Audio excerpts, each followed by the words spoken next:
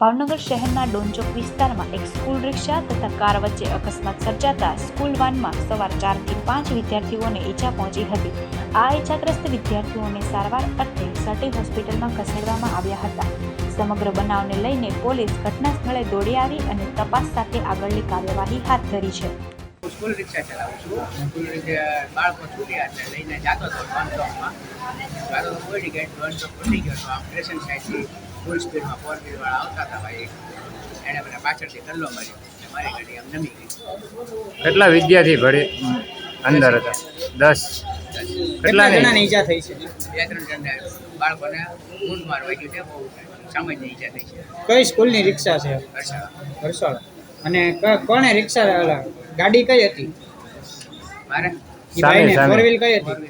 મને ખ્યાલ નથી।